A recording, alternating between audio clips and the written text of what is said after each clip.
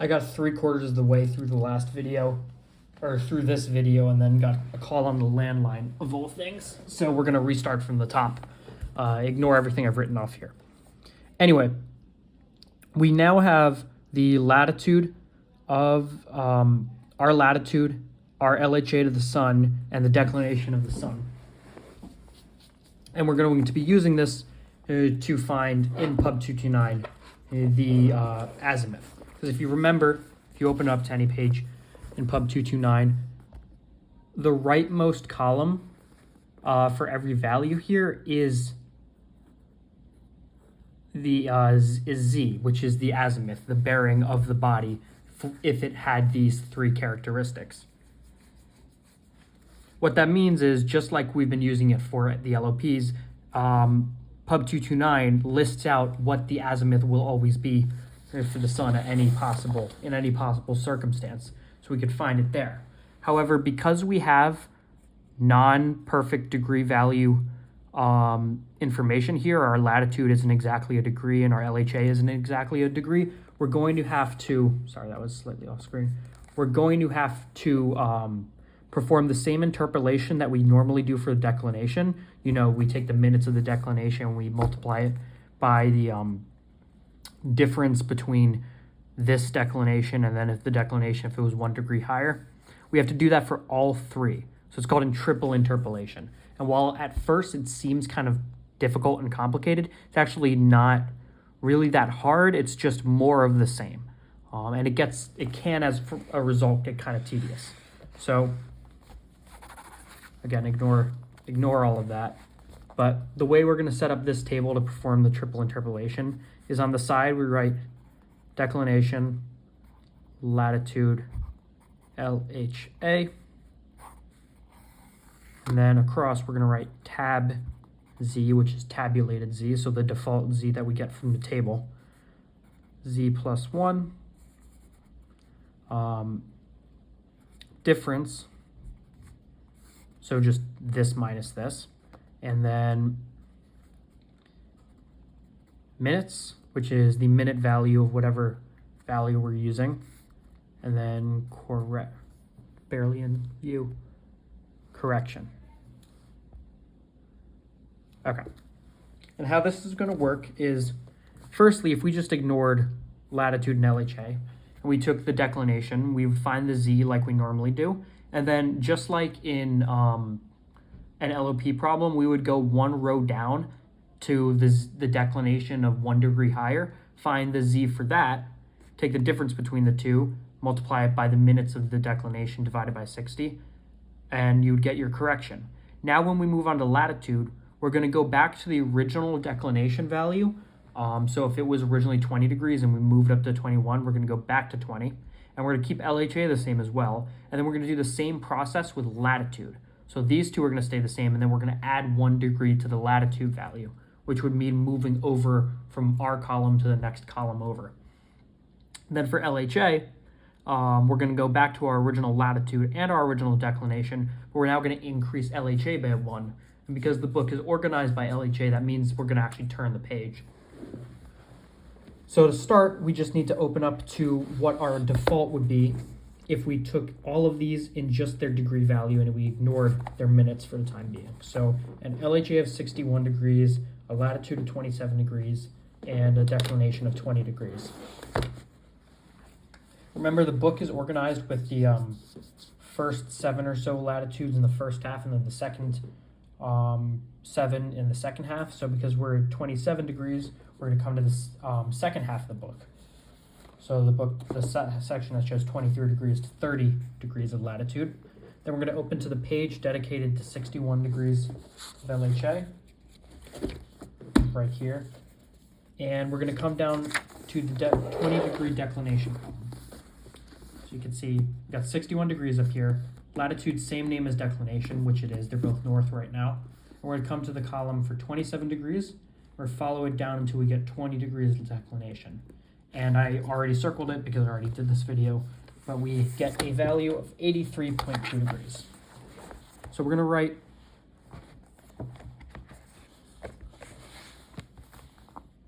083.2 degrees. in all three of these, because all three of these are just the default. There we go. Now we're going to go, like I said, and take the value for each of them if we added 1 to them and kept the other two the same. So, starting with declination, you'll see right there, 27 degrees, and then we've got 20 degrees of declination.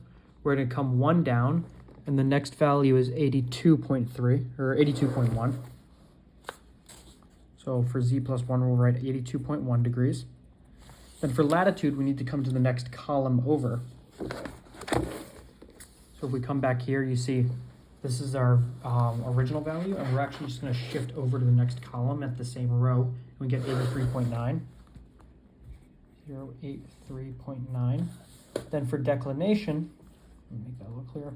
All right, sorry, for LHA, we're going to go from 61 degrees of LHA over to 62 degrees of LHA. And we're going to find all of the same values again. So 27 degrees, 20 degrees.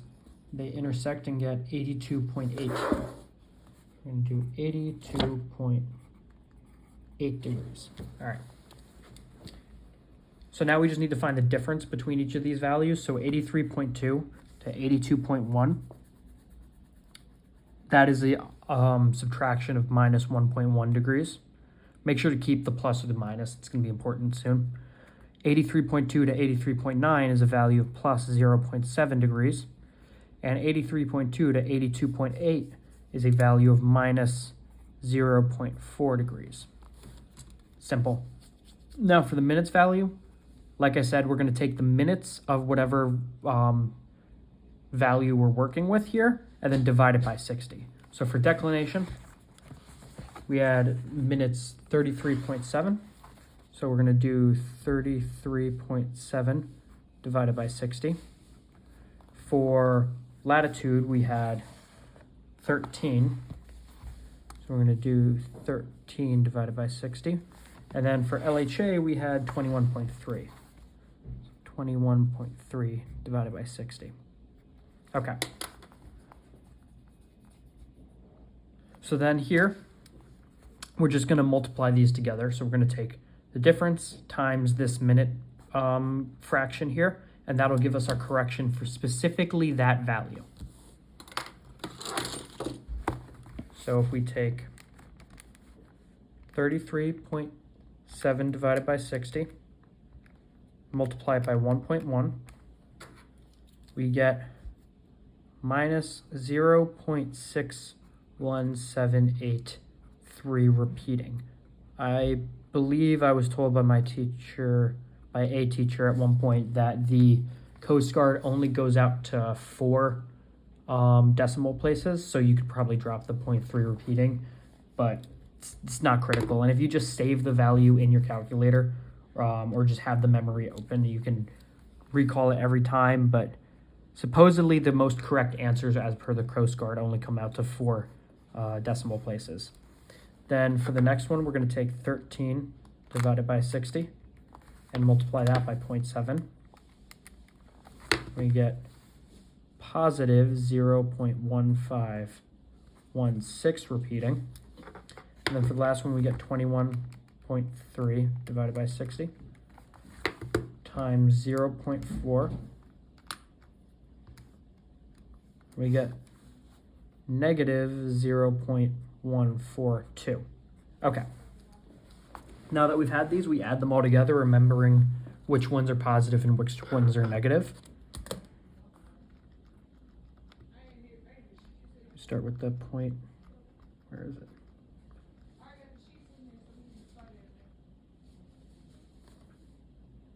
Okay. Times. So here's the first value. I'm just going to multiply by negative 1. Then add it to the second value of 0.156. 1.516. Then we're going to take the 2 times negative 1. Add that. So you add them all together, and you get negative 0.0, or negative 0.60816 repeating. Again, that final 6 can probably be dropped. And this final z, we'll just write total correction. Here, we're going to apply that back to our original tabulated z. So we're going to do 83.2 minus 0.6081, so essentially minus 0.6. Get 83.2 minus 0.608, and we get a final z of 82.59, which can round up to 82.6 because we can never really be that precise. So we can call that 82.6. Remember, we're talking about something you measured. We're comparing it to something you measured off of an aldehyde or a bearing circle. You can never really get more than 1/10 of a degree precise. Realistically, 1/2 degree. I'm surprised that this problem uses 0.3. That's kind of unrealistic. But remember, this is z. Our final step now is we have to apply z to zn.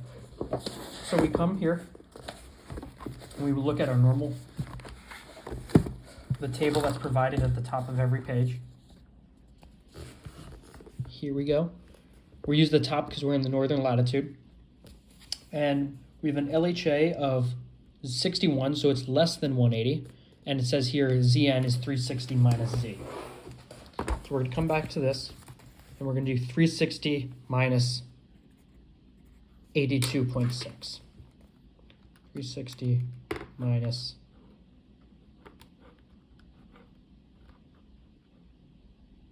answer. We get 277.4. 277.4 degrees.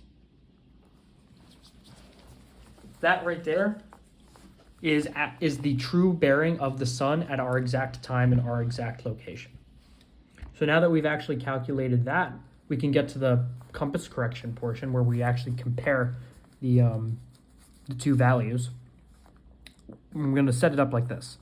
GET for our gyro compass, and then can dead men vote twice down here.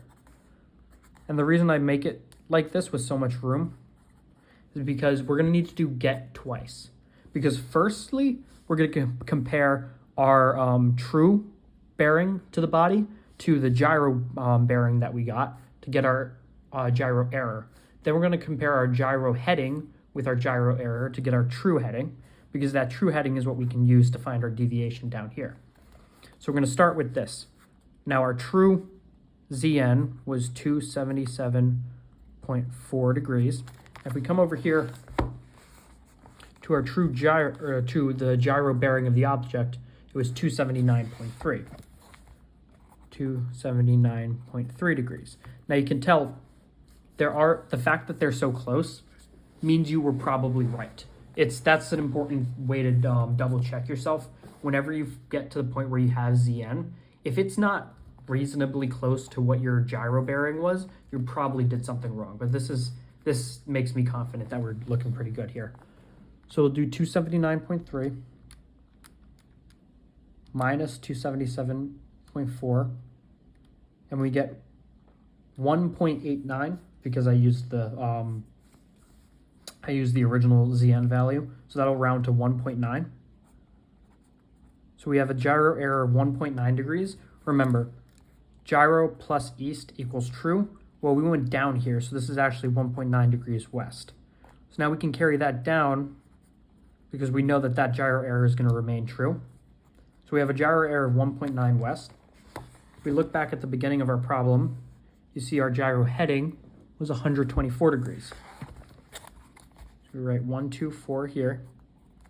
With a gyro error of 1.9 west, we'll do 124 minus 1.9, and we get 122.1 degrees. So that's our true heading now. And that's what we can compare to get our deviation. So 122.1 degrees. It says here our compass heading, our standard compass heading was 137 degrees. Also says our variation right there, 15 degrees west. 15 degrees west. And now we could work inwards and get deviation. And this is what I mean when I said back during the video on deviation that you're usually going to be working from both sides inwards to find deviation. That's the most likely situation here. So 15 west going this direction means we actually add west in this direction. So we'll do 122.1 plus 15. And we get 137.1. Now, okay. We find the difference between these two. You can see we got 137 here and 137.1, so our difference is 0.1. Now we have to give that a direction though, and it was actually increasing going from here to here. You see that in this direction we do contentment twice plus E, so that's 0.1 degrees east. So that would be how you find your deviation through a azimuth. To review, first you just need to find, you take the shot of the body first, you measure the sun's angle, and then you set up your problem to calculate its LHA, its declination, and its latitude. The only difference between this and a normal problem is you're using your DR position, not your assumed position. Then once you have those three, you come here to set up this table, and you triple interpolate. So you perform an interpolation for each type, each of the three values, get what their correction factor would be, add all of those together, and then apply it to your original tabulated Z. Then just do the Z to Zn calculation to get your true bearing of the sun or the body or whatever it is. And then between the two, the gyro bearing and the true bearing, you can calculate what your gyro error is. And then if you wanted, if it was a problem asking for declination, you could go further into calculating what that is based off of your gyro error. But this is really the thing you're coming away with directly from this problem. Now, if you wanted to use the formula, if you wanted to take formula method for this, it's actually a lot easier. You don't need to do the triple interpolation. Instead, you could just plug these three values into the formula, not rounding to the whole degree, just treating them as their full default values, and then it will immediately spit out the answer. In this case, you would only need to do the azimuth formula, not the altitude formula. So arguably, this is a lot faster when it comes to azimuths, but I still don't like the formula. It's not what I do, and it also doesn't require much teaching. This is what you needed to have explained.